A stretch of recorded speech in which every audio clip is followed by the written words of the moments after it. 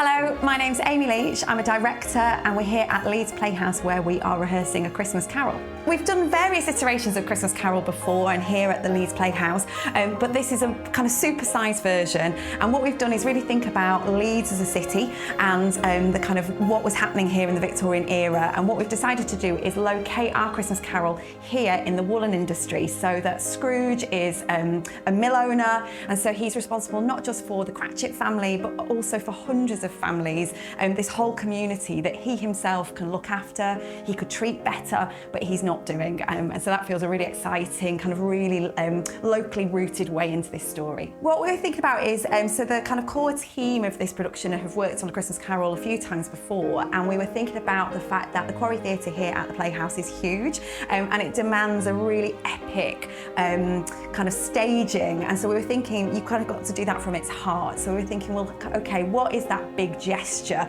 And it led us to think about what was the big industry here in Leeds. And like you say, then as soon as we thought about the woolen industry, places like Salts Mill, like Army Mills, we were kind of, it made total sense that Scrooge might be, his wealth might have come from what made Leeds very wealthy back in the Victorian era. I think the thing is about Christmas Carol, from like the moment it was published, I think it's always, unfortunately, been relevant and resonant to the times that we live in, because in the end it's a story that is about somebody who has a lot of wealth and other people who have kind of very little, and about the imbalance of society. And it's also a story that's about community. It's about our need that at our best is when we are connected with other humans, when we're thinking about our fellow humans. And so actually I think it's always been relevant, and I think it's still obviously really relevant in today.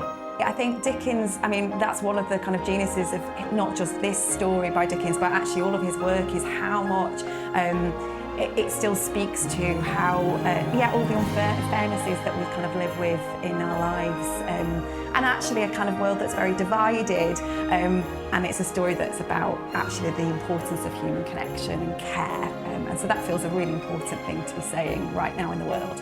So we've got a large cast of really super talented actors who are also amazing singers. We've got a number of instrumentalists in that company as well. We're using 2 languages, so we've got English as well as British Sign Language in the mix. And then the design by Hayley Grindle is absolutely epic. It kind of takes over the entire quarry stage, which is a huge stage, and creates this sense of this woolen industry and kind of the chimneys of the factories. And so, yeah, it's really quite massive. We've had to kind of really think big about how we're going to represent the different ghosts that appear, and really hopefully give our audiences lots of theatrical treats. I've been watching quarry Christmas shows here at the Playhouse for probably about 20 years, so it feels a real honour to get to take on the quarry Christmas show this year. I know what a big deal they are for the theatre, but also the communities of Leeds. So many people, it's a big part of their Christmas tradition, and I feel a great honour to be trusted with entertaining all of those families, school groups, other groups that are going to come and watch this show as part of their festive season. So for me, Access is both about how we represent the world that we live in, as well as give people access to the work. So within this particular production, we are representing deaf communities.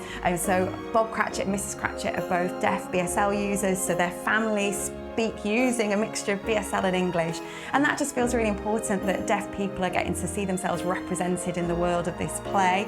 And then alongside that, we've been thinking about our blind and visually impaired audiences and giving them access to the world. So at every performance there will be headsets available, and there'll be creative audio description available every single night to our blind and visually impaired audiences, so they can have a really creatively accessible experience of the world of the show. Do you know what? I think that Olympic opening ceremony back in 2012 was one of the most brilliant pieces of theatre ever created. It was the most amazing community production, and I watch it every kind of couple of years because I just think it makes me cry. I love it. So yes, there's definitely a nod to particularly that first sequence of the Industrial Revolution where you had this kind of, forging of the Olympic rings. It's our like little nod to that, with all our rising chimneys and our industrial set. Yeah, we've got, the thing is, this cast are super talented. Like you say, we've got everybody, Reese, who's playing Scrooge, who has, been in the business for 40 years.